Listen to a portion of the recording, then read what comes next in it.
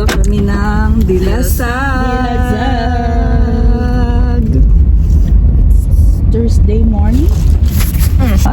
Magsialis kayo. Bye-bye. Diyan na ang mga main character. Sige, sa inyo muna ang baler. Aalis kami ng baler. At main character kami sa Dilasag. Sa Dilasag kami main character.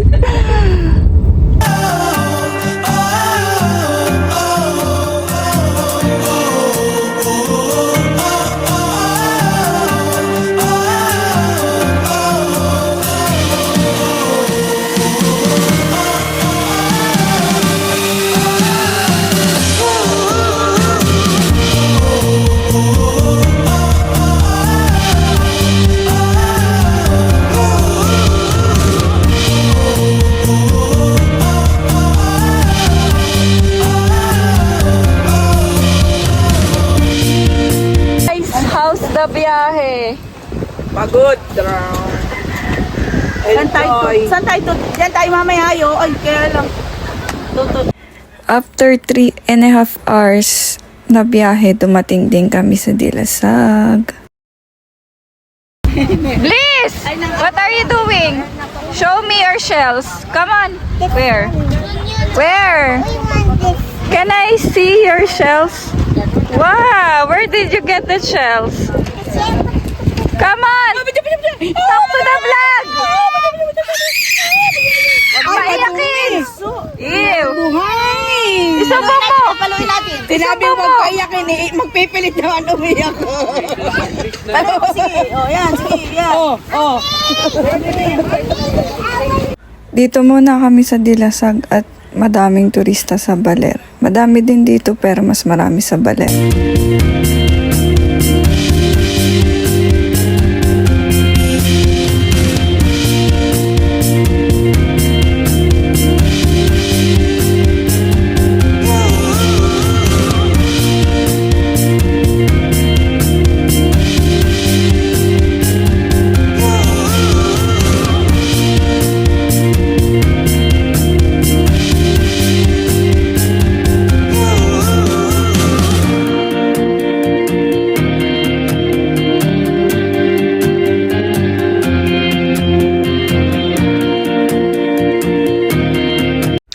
Habang naghihintay kami bumaba yung araw para makaligo kami sa dagat, nagbalat muna kami nitong mangga, nag-food trip kami.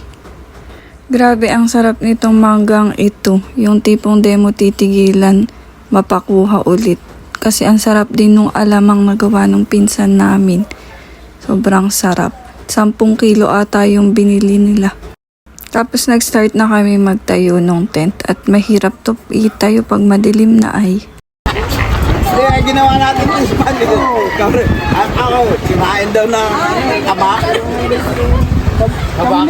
Nag-start na din mag-ihaw ng pang-dinner namin. Para makakain din kami ng maaga, makapag-dinner ng maaga. Oh, ako, sarap nito. Yan, busy na ang mga mother magluto. Siyempre sila ang gagawa. Ang ganda ng dagat nila dito. Maraming bangka kasi de lumaot at holiday nga. Walang signal dito, wala din wifi kaya de makapag-cellphone ang mga bata. Kaya ganyan ang ginagawa. Mas mainam. Kinabukasan, pumunta lang kami saglit sa Parang Hills kasi malapit lang. Sayang nga late ako nakapag-gising sa kanila, medyo tirik na ang araw. Maganda sana dito yung sunrise talaga. Yung pa ganyang katirik ang araw. Pero maganda pa rin naman kasi malamig pa rin yung simoy ng hangin kasi umaga nga. Tsaka vitamin D pa rin yung sikat ng araw niyan kaya okay lang na.